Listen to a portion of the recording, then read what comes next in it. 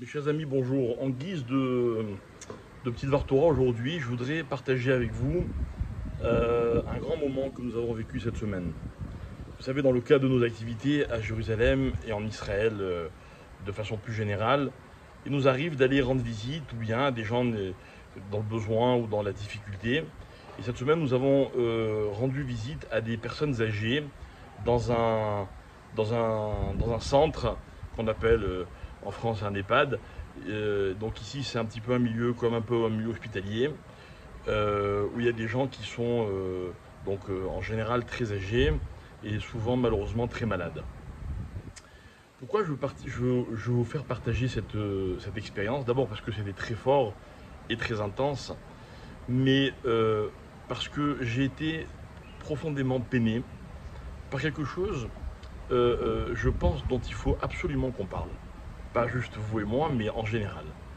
Euh, on a croisé, on va dire, il y avait un certain nombre de personnes, de patients, on va dire, et parmi tous les patients qu'il y avait, quelques dizaines de personnes, il y avait une seule personne qui avait la visite de l'un de ses enfants. Et en l'occurrence, l'enfant en question, c'était une dame qui elle-même n'était pas très jeune. Et c'est la solitude qui m'a fait le plus de peine. Il y a marqué dans un verset des Tehillim, dans lequel le roi David dit Al tashlicheni le'et zikna, littéralement ne me jette pas au moment de la vieillesse.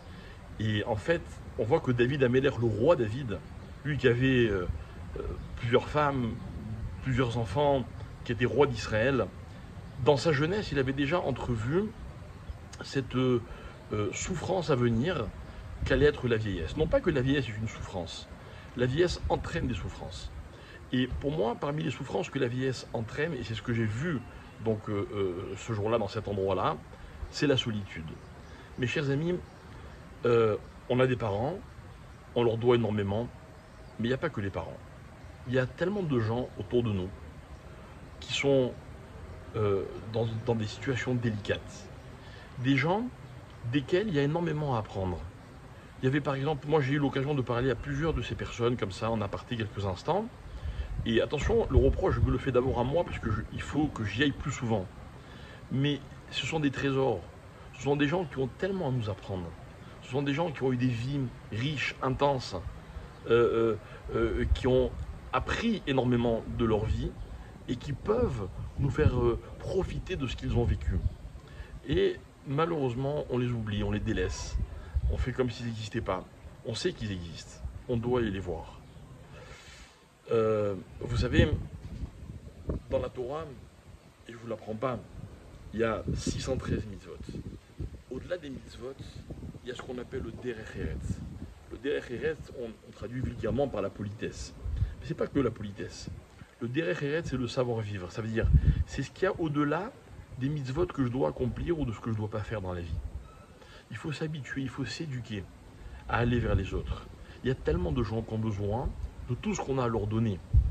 Et c'est pas une excuse de dire j'ai pas le temps, encore moins de dire j'ai pas d'argent, ou encore moins de dire je sais pas quoi leur dire, ou je ne sais quel autre alibi. Il n'y en a pas. Ils nous ont rien demandé. Ils n'ont pas attendu qu'on leur fasse la converse. Ils ne nous ont pas sollicité d'aucune façon. Ils nous ont vus, ça leur a fait un bien fou. Et c'est eux qui sont venus vers nous. C'est eux qui ont posé des questions. C'est eux finalement qui ont alimenté la conversation. Alors je voulais vous associer à cela et je voulais vous encourager à le faire. Regardez autour de vous. Est-ce qu'il y a des personnes qui sont seules? Est-ce qu'il y a des personnes qui ont besoin de présence? Qui ont besoin, des fois même par téléphone, un petit coup de fil? En tout cas, personnellement, j'ai pris cette leçon. Et ça a été comme un espèce de choc. Et je ne pouvais pas rester insensible. Et voilà pourquoi ce jour-là, j'ai déjà décidé d'un prochain rendez-vous avec d'autres bénévoles qui j'espère seront de plus en plus nombreux parce qu'on a vu un endroit, mais dans Jérusalem il y en a plusieurs et dans tout Israël il y en a encore beaucoup. Les moyens pour faire ces mitzvot, on les trouve, c'est facile. C'est pas que c'est facile, c'est que Akadosh Baruch Hu, c'est sûr qu'il nous donnera les moyens de le faire. Mais on doit prendre cette décision. Alors moi, ce que je voudrais aujourd'hui, c'est dire merci à toutes ces personnes âgées. Merci de ce qu'elles sont. Merci des leçons qu'elles sont capables de nous apporter juste quand on va s'asseoir avec eux quelques instants et échanger. Pour la petite anecdote, il y avait une dame qui j'ai bien compris qui a plus de 95 ans. Et on a amené des ballons. Et puis il y a une autre dame qui était avec nous qui lui a proposé de lui accrocher un ballon à sa chaise roulante. Elle a dit non. Et puis quelques instants après, moi je me suis approché, je lui ai dit, j'avais pas vu qu'on l'avait déjà proposé, je lui ai dit vous voulez un ballon? Elle m'a dit oui. Alors c'est elle qui avait sa fille avec elle, et la fille elle m'a dit tu vois, elle a dit non à une dame, elle dit oui à un homme. Et ça m'a ému. Pourquoi ça m'a ému? Parce qu'en fait une personne âgée reste une personne. Alors elle en l'occurrence c'était sa coquetterie, c'était l'envie de communiquer. Et je me suis dit que finalement il suffit de pas grand chose pour peut-être changer toute la journée, voire même toute la semaine, de ces personnes qui ne font que voir le temps passer. Alors on doit leur agrémenter cette étape de la vie. Et encore une fois, croyez-moi, on ressort, nous, enrichis. Hein, c'est nous qui avons bénéficié de ce moment si particulier.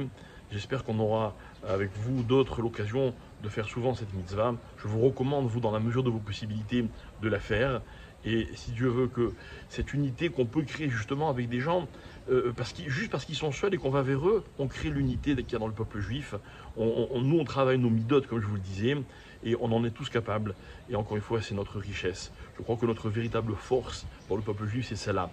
C'est parce qu'on pense sans arrêt les uns aux autres. Alors concrétisons cette envie que nous avons tous et que le mérite de cette mitzvah, eh bien, elle rejaillisse sur nous tous, sur nos familles et sur tout le peuple juif.